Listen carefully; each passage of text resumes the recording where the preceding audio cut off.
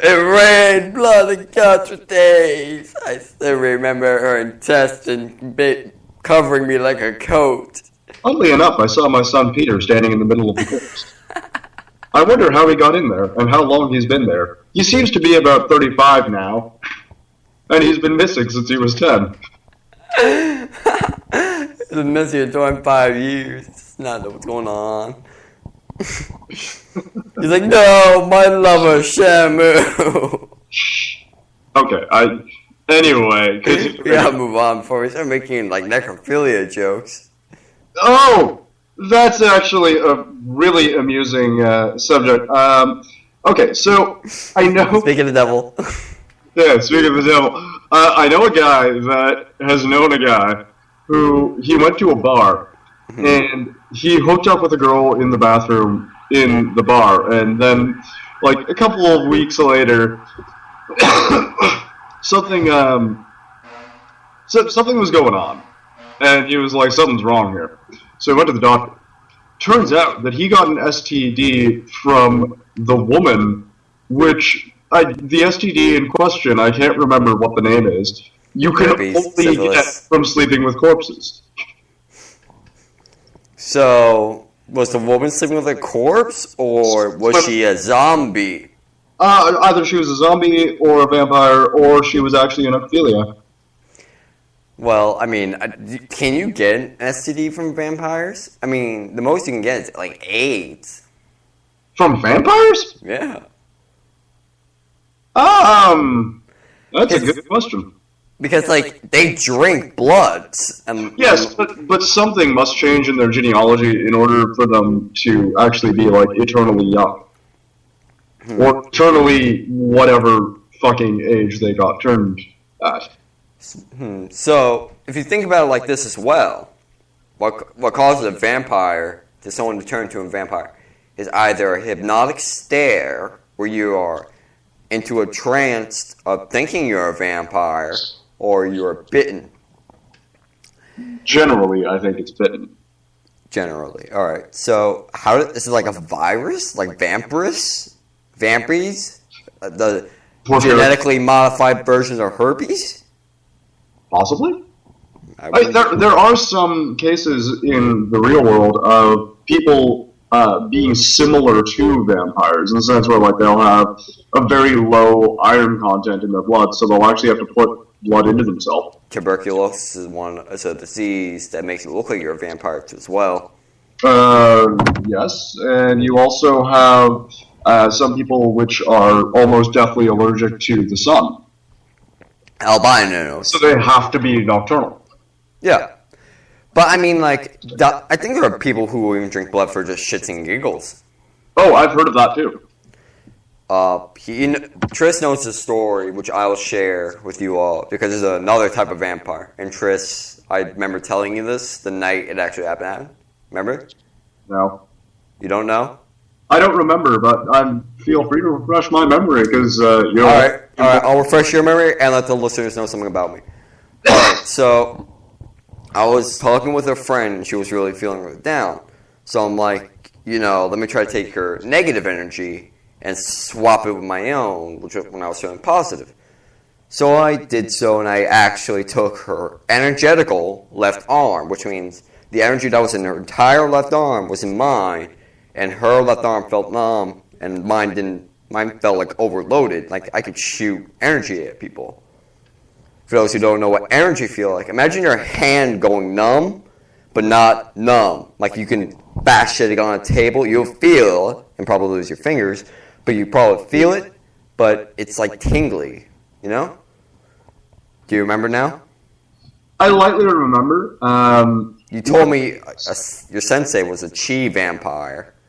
No, he wasn't, but, see, when it comes to energy and chi or ki or spiritual energy, or whatever the fuck you want to call it, I've become very, very skeptical on it, over the months, because ever since I used to take ninjutsu a long time ago, for those that are listening, and I had seen some things which, to this day, I cannot explain, but nonetheless, even from my own experiences of feeling these sorts of things personally, I'm still very skeptical on it because sometimes, I suppose, if you don't have anything to back up your faith in something like that anymore, you kind of start losing that side of yourself, if you get what I mean. Yeah, I see what you mean. I don't know if the viewers get it. Maybe they'll understand. Like for example, let's say you felt really, really good painting, and one day something happens and you're just not all that interested in painting anymore. But you remember that you used to feel really good painting, or that something just used to be unique when you were painting. And one day you lose interest in it, you stop it, and then you can never seem to return to it because nothing's really charging you up in that belief that it was special anymore. Like losing your religion in a sense. Yeah, I would definitely attribute the loss of spirituality or belief in spiritual things or things like that. I would definitely attribute it to almost feeling like losing your religion, because the one thing that you thought was solidified in your belief systems is suddenly taken away. Yeah, I see what you mean. You can't really ever go back to it because you've become so skeptical on it, but at the same time, you want to go back to it and you're uncertain. And you know about all the shit that goes on with it, too. Yeah, you still remember all your knowledge about it and everything. Yeah. And you just want to go back, but you just brush it off for now. Yeah, I generally brush it off, but it does also sometimes give me a feeling of anxiety or something like that, or even borderline depression, just because I don't know what to believe anymore. I don't want to make a joke because it's depression. It's just I can't make a joke from that. Because Amanda Todd, boom. Okay, that was cruel. Yeah, it was pretty fucking cool. Apologies to everyone who has ever been depressed, raped by a clown, or been offended in any way. So apologize to everyone. We're both counted as very, very big prejudiced people. You okay, man? Good. You sure? Yeah, it's just smoker's cough. Smoker's cough. How about? Are you a chain smoker by any chance? I was for a very long time. I've started cutting down quite a bit. Well, I say a very long time, and it was actually just a year and a couple months. But I was smoking a pack a day for a year. And now that I'm cutting down a lot more, it's nowadays I'll have maybe 3 a day, or sometimes even just 1. I'm trying to quit, but it's really, really, really not easy. Well, you should. One thing that's a side effect to non-smoking when you're quitting is this vivid, intense dreams. From my knowledge of Tris, what he's told me about some of his dreams, he remembers pretty well from spot on to spot on because he, thinks it's actually happening because it feels so vivid. But imagine your vividest dream on steroids. Would you want to take? I mean, that's what non-smoking is like for that first month. Then everything goes back to normal. Well, that's the thing, though. I mean, if I keep having really awesome dreams like that, I kind of don't want it to go back to normal. To be honest. No, it's not it's not a side effect of smoking because you get all these weird, crazy dreams. No, the first month of quitting smoking gives you that thing. Really? Yeah. So, for some reason, I think it's a lack of the chemical, which interferes with the brain's way of dreams. Or thinking in general, probably. Which is probably what causes random restlessness and anxiety or whatever. Yeah. Yesterday when I was in my class, I really just could not be in the class for very long. And we're kind of allowed to just get up and leave the class for a little bit. Yeah. So I would go out, I think I went out 2 times for about 15, 20 minutes. And smoke. Yeah, exactly. Exactly, to go smoke. And whenever I was outside, like, it was weird because I'd be outside and I'd feel fine. And I'd feel, like, just absolutely perfect. But then as soon as I was back inside and back in the class, I just felt really restless all of a sudden. And I was like, I don't want to be in this room. I think maybe a lot of it had to do with the fact that almost everybody in the class was very low energy and very tired. Maybe that's why, or maybe because like it's a like I don't know. I want to make a joke of it, but I don't know how because we've gone so long without a fucking joke. Well, you know, at the moment we're talking about things that are a little more serious. It happens. We have to go serious. We have to get serious. We have to balance it out. We can't be overly silly all the time. I know a lot of our reviews, which we got from friends. Yes, I know, bad idea, but you know. No, I'd say. I mean, I only showed it to about 3 people.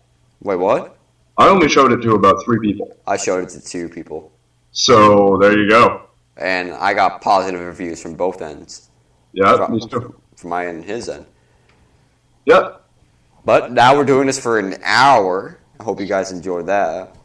Yeah, we apologize if this is a little too long. And actually, if anything, some reviews and, you know, creative critique or what have you on what you people would like the length to be, what you think is a good time. We're perfectly up for taking suggestions. Yeah. So leave a comment or something. I mean, the main limit for us is 30 minutes. Is why the pilot lasted for 30 minutes. Yes. For Spreaker's DJ console, which I use, because it's a lot easy, and I have all the sounds and the sound effects, and I can throw them all in. I don't have like a professional shit. We're doing this amateurly. So, you know, we got like 3 minutes left before we have to take our break. So we're gonna milk this as far as we can. Yeah. And then hopefully You'll be silly afterwards, we promise. Yeah, I mean, and we just gotta chill for an hour. Yeah, so if one episode is 1 hour, what we're going to do is we're going to label one part 1 and one part 2. Just because if it's an hour and you don't want to sit there for the whole thing, you can leave during the break if you really want to. Yeah, we'll put like, I put this EP1 part 1, and then we're going to do part 2.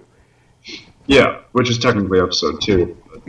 Well, yeah, episode 1, part B. Episode 1, part B? Yeah, because you go from numerals to alphabet, you go from numerals, letters, numbers, lowercase letters, numbers, and then I think that's it. So before we go to the break, I would like to simply shout out a thank you to everybody that has listened to the pilot episode and those who will be listening to this one as well, as we quite appreciate the support. Yes, we do. I thank everyone. I think the people I showed this to, thank you for really, I asked you to, but I mean, yeah, thank you for at least giving us a review and listening to it. This shows support and wants us to do it again. I quite agree, and same for the people that I showed it to. I thank you all, and really am enjoying doing this for you guys.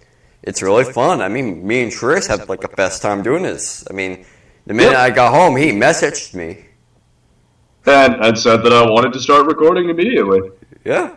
I've been looking forward to it all day, actually. So was I. It's like in class, come on. Oh, wait. Tomorrow, we might do a live episode because I have a half a day tomorrow for school because of Christopher Columbus Day, which we'll do a special for. We'll insult Columbus, Spain, and everyone else who was involved. Yay! Come on, it's only karma. We have to give what these imperial people back. So we have 45 seconds left. Anything else you want to say before we go to the break? I wish this could last longer. What? I wish this could last longer. That's whatever. Well, we have to save this for later. It's not really the end unless they want to cancel. Do they want to cancel? I hope not. Anyway, hopefully we'll see you all in part 2. For now, have a good one. Have a good one, everyone.